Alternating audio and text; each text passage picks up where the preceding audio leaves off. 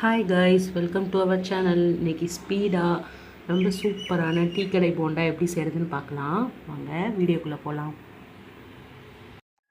ஒரு பெரிய வெங்காயம் கட் பண்ணி வச்சுருக்கேன். ஒரு 6 பல்லு பூண்டை வந்து சதைச்சி வச்சுருக்கேன். ஒரு ஸ்பூன் வந்து பெருஞ்சீரகம், ஒரு ஸ்பூன் வந்து வத்தப்பொடி, ஒரு ஸ்பூன் உப்பு. இப்போ என்ன இது எல்லாத்தையும் ஒன்றா சேர்த்து இந்த பவுலில் போட்டு நல்லா மிக்ஸ் பண்ணணும். உப்பு, இந்த பெருங்காயம், இதுதான் இதோட ஃப்ளேவரிங்கு. நல்ல ஸ்மெல் கொடுக்கும் இந்த போண்டாக்கு.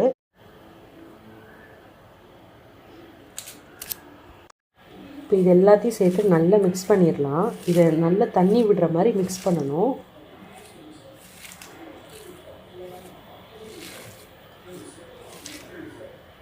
இந்த மாதிரி நல்லா மிக்ஸ் பண்ணி வைக்கணும்.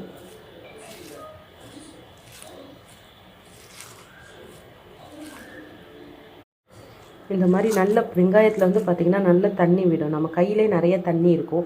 இந்த மாதிரி நல்லா மிக்ஸ் பண்ணிக்கோங்க.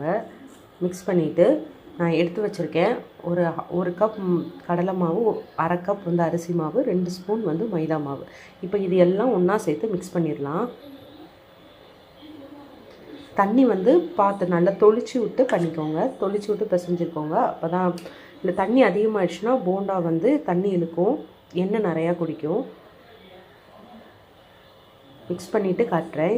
இதுலேயே நம்ம வெங்காயத்துலேயே வந்து நிறைய தண்ணி இருக்கும். ஸோ லைட்டாக தேவைப்பட்டால் மட்டும் நல்லா தொளிச்சிட்டு மாவை மிக்ஸ் பண்ணிக்கோங்க.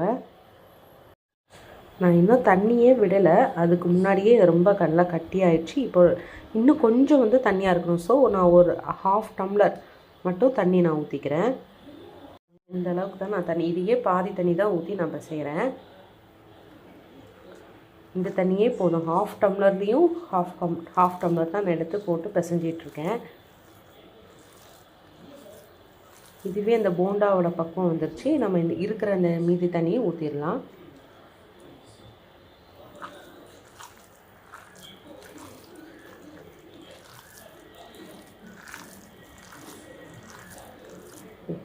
இந்த அளவுக்கு பக்குவம் வந்துருச்சு. இந்த அளவுக்கு பக்குவம் இருந்தாலே போதும். நல்லா கிறிஸ்பியாக வரும். மைதா மாவு கொஞ்சம் போட்டிருக்கனால போண்டா நல்லா மொறுன்னு வரும். இங்கே எண்ணெய் காய வச்சுருக்கேன். இந்த எண்ணெயில் வந்து குட்டி குட்டியாக இந்த மாதிரி குட்டி குட்டி பாலாக போடுங்க. ரொம்ப எண்ணெய் கொதிக்கக்கூடாது.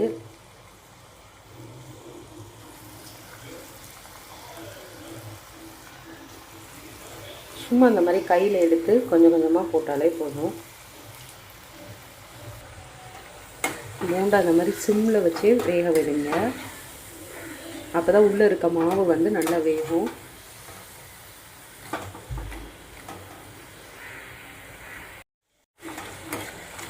போண்டா வெந்துருச்சு, நல்லா ஃப்ரை ஆயிடுச்சு.